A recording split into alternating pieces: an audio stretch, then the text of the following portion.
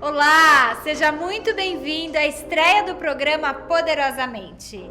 Eu sou Tamara Hambi e agora você tem toda semana um encontro marcado comigo, aqui na tela da Rede Premium TV, para abordar assuntos cada vez mais relevantes para o seu desenvolvimento pessoal e para que você consiga uma mente cada vez mais poderosa. E a gente vai falar do quê? A gente vai falar de hipnose. E você sabe o que é hipnose? Pois eu vou te dizer agora. Hipnose significa foco e concentração, apenas.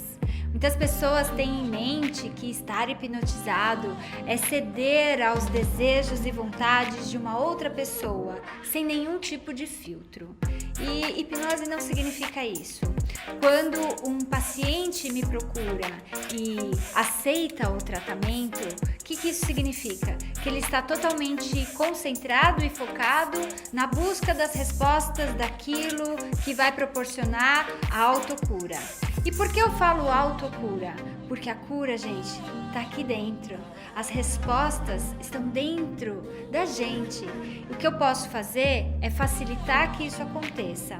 Portanto, agora você já sabe que não precisa ter medo, porque você não vai para lugar nenhum em estado hipnotizado e também não cede aos desejos de ninguém, apenas aos seus próprios. Mas a gente tem tempo para falar sobre isso, a gente tem muitos programas pela frente, aqui é apenas a estreia e eu conto com você para que a gente, episódio a episódio, programa a programa, vá conversando mais para que você também entenda cada vez melhor esse assunto incrível. Hoje eu trago uma notícia que, olha só, é o caso da Thaisa. A Thaisa sofria com síndrome do pânico. Você já ouviu falar disso? Algum familiar seu sofre com essa doença? É horrível, não é? Algum amigo seu já falou dela para você? Pois então, ela chegou no consultório e ela aceitou fazer um relato porque a gente já concluiu o tratamento e você acompanha agora com esse vídeo. Olá, meu nome é Thaisa. Eu tenho 21 anos, sou contadora, estou terminando a faculdade agora em dezembro com sucesso. E eu fui diagnosticada com síndrome do pânico 5º estágio. Para quem não sabe, a síndrome do pânico tem 5 estágios e eu já estava no último, então meu caso já estava bem grave. Eu conheci a doutora Tamara através da minha irmã e foi uma história muito louca, gente. Até engraçado, tá? Eu tava no meu quarto, deitada, já tinha desistido de tudo, porque pra quem sabe, pra quem passa é muito difícil, então pra mim já não tinha mais solução. Então a minha irmã, a minha mãe, a família toda já enlouquecida com o caso, preocupados com o que estava acontecendo comigo, foram pesquisar. E então a minha irmã, seguindo o canal do Pyong Lee, procurou nas credenciais dele e encontrou na lista o nome da Tamara. E a clínica dela fica bem próxima de onde a gente mora. Então, a minha mãe foi no meu quarto, eu lá, plena, deitada, triste, entregada já. E a minha mãe falou: Thaisa, a Thalita achou uma solução. Só que você também tem que querer, porque senão não vai dar certo. E eu lá já tava nervosa já com aquela situação. Eu já coloquei na minha cabeça que não tinha solução. Então, independente do que elas falassem, eu não iria aceitar. E a minha mãe falou que era hipnose. Quando ela falou essa palavra, eu falei, não é possível. Elas já estão ficando loucas já, porque como que eu vou fazer um negócio que vai me hipnotizar? E o perigo de eu falar coisas que não tem nada a ver. E então eu falei, mãe, eu fiquei nervosa na hora. Eu falei, mãe, pelo amor de Deus, não vou fazer isso de jeito nenhum. E aí a minha mãe ficou assim, né? Aí ela, Thaisa, você não quer ver o vídeo, pelo menos, da Tamara explicando? Eu falei, não vou ver vídeo, não vou ver porcaria de nada, porque não existe solução pra isso. Eu já pesquisei também, não existe solução. E então, a minha irmã, que é mais persistente, né? Pegou e mandou mensagem pra mim, falou: Thaisa, pode ver nesse vídeo sim. Que se você não ver esse vídeo, eu não vou te deixar em paz enquanto você não ver. Então, eu fui ver o primeiro vídeo e me interessei. Eu falei: não, Thalita, mentira, é sério isso? Falei: não, eu tenho que ver, marca com ela, marca com ela. Só que aí, tipo, como eu precisava querer e demonstrar que eu queria, então a Thalita me passou o número da Tamara, do consultório, e eu entrei em contato, aí eu marquei com a Tamara, e aí eu fui falar para as minhas irmãs: quem vai comigo? Porque até então eu não podia andar sozinha, que os médicos me proibiram. E no decorrer vocês vão entender o porquê. E então veio as 4 loucas, ansiosas e malucas já para descobrir como que era essa tal hipnose que todo mundo acha que, nossa, vai pegar a senha do meu cartão. Mas enfim, não vai, tá, pessoal? Quem me vê assim, do jeito que eu tô hoje, super animada, alto astral, não imagina o quanto eu me sentia rebaixada, me sentia a mulher mais feia, gorda. A minha autoestima era muito lá embaixo, sabe? No fundo do poço. Mas enfim, e tipo, não conseguia me expressar, não conseguia ser eu pra me expressar assim pras pessoas, não conseguia conversar e ser tão desinibida assim o quanto eu sou hoje. E então, quando eu cheguei aqui na sala, a Tamara foi conversando comigo e eu fui falando de coisas na qual eu lembrava. E ela me explicou que tem coisas que ficam guardadas no nosso subconsciente porque o nosso cérebro entende que aquilo não é tão relevante para ser lembrado no dia a dia. E então eu até pensei: poxa, mas será que tem coisas que eu não lembro?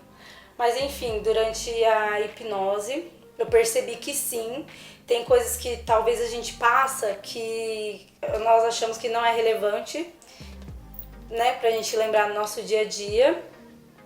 Só que são coisas que às vezes marca e vai somando até que no meu caso chegou aí na síndrome do pânico 5º estágio. E então nós iniciamos ali a sessão de hipnose. Eu lembro assim muito nítido que enquanto a Tamara foi fazendo a hipnose, era como se eu tivesse voltado naquele tempo, naquele mesmo momento em que nós estávamos, que tipo veio assim a memória, e aquele sentimento, aquela angústia que eu senti no momento, aquele medo, foi como se eu estivesse vivendo aquilo tipo ali naquele instante da hipnose também. Porém, foi tipo que eu lembrei coisas de quando eu era da creche, eu tinha 3 anos, então são coisas que realmente não é importante pro nosso cérebro lembrar todos os dias.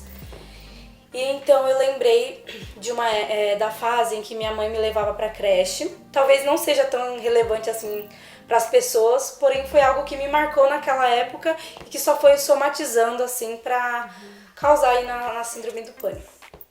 E então eu lembro assim muito nítido da minha mãe me levando pra creche, me deixando lá. Ela me dava sempre um beijinho e me explicava: olha, a mamãe vai trabalhar.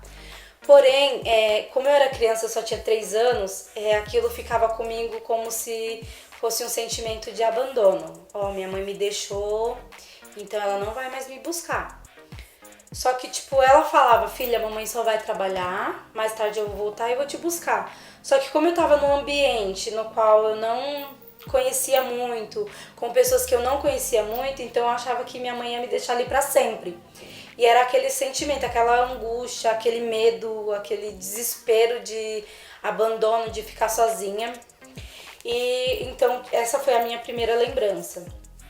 Durante a sessão de hipnose, eu lembrei não, tipo, veio... É porque assim, gente, quem faz sessões de hipnose é que sabe, vem flashes assim na memória que a gente vai lembrando de coisas que pra você era super irrelevante, porém você vê o quanto aquilo te machucou naquela época. Que também teve a época do meu pai, que ele separou da minha mãe. O casamento deles, infelizmente, não deu certo. Então, eles optaram por separar. E eu era criança na época também. Se eu não me engano, foi aí na fase dos 2 anos, foi até antes do período da creche. E eu lembro do meu pai indo embora, tipo, e é bem nítido assim, olhando, ele indo embora e pra mim ele nunca mais ia voltar. Então aí foi mais uma sensação de abandono. E depois desse período que meu pai foi embora, ele ficou 3 anos sem visitar a gente, eu e minhas irmãs. Então eu comecei a falar na creche que meu pai morreu, que eu não tinha mais ele. E, tipo, em todas as apresentações da escola, Dia dos Pais, Dia das Mães, Dia das Crianças, enfim, todas as apresentações que tinha, a minha mãe ia. E eu sempre falava para as professoras que meu pai tinha morrido, por isso que ele não ia. Mas aquilo era o meu pensamento de criança, porque 3 anos para uma criança é muito tempo, sem ver uma pessoa no qual ela amava muito e tinha como referência. E, enfim, então eu acabava falando para todos que meu pai tinha morrido. E até as professoras perguntavam para minha mãe se isso era realmente verdade, só que minha mãe explicava que ele já estava 3 anos sem visitar a gente e que pra gente aquela sensação de não ter mais ele, que nunca mais a gente ia ter também. E hoje eu tenho um sentimento muito amoroso assim com meu pai, é um carinho, eu tenho um sentimento de saudade por ele. Não ficou aquele rancor, aquela raiva, e isso depois da hipnose, porque antes eu tinha, nossa, um bloqueio enorme, assim, de, tipo, falar do meu pai, de conversar com ele. Quando ele me ligava, eu machucava ele com palavras, como se aquilo fosse me acalentar no momento. Porém, eu estava simplesmente machucando ele por uma coisa que já passou e que eu não tinha superado. E então hoje, graças a Deus, tenho um carinho enorme pelo meu pai. Ele tem uma bebê que eu considero demais. E, enfim, essa foi a segunda parte que nós encontramos aí do problema do abandono durante a sessão de hipnose. Eu sentia muita angústia no peito, era como se fosse uma dor que não ia sair, não tinha outra solução e que eu teria que conviver com aquilo. Teve uma memória também que eu achei que foi super irrelevante. Porém, quando assim eu voltei assim no período, o momento ali na hipnose, eu senti aquela angústia que eu senti no momento, que foi quando a minha tia casou e ela saiu de casa com os meus primos, né, pra morar com o esposo dela. E meus primos assim, nós somos éramos em 6, né? 4 meninas e 2 meninos. E esses 2 meninos era como se fosse nosso irmão mais velho, nosso super-herói, era a nossa segurança, vamos se dizer. Então, tipo, aquela segurança que eu sentia nos meus primos foi embora. Então aí foi mais um sentimento de abandono que foi somatizando e foi mais uma angústia e mais um peso que eu tava sentindo, mais um nó na garganta. E então, quando me voltou isso à memória durante a sessão, eu vi o quanto eu estava vulnerável já a esse sentimento, a essa situação de abandono. E então eu percebi, tipo, o quanto meus primos assim foram tão importantes assim na época. Porém, a minha segurança estava nele, não estava em mim, que o normal e o certo é nós mesmos se sentir seguros, né, e ir pra frente. Vamos agora para um rápido intervalo e voltamos já.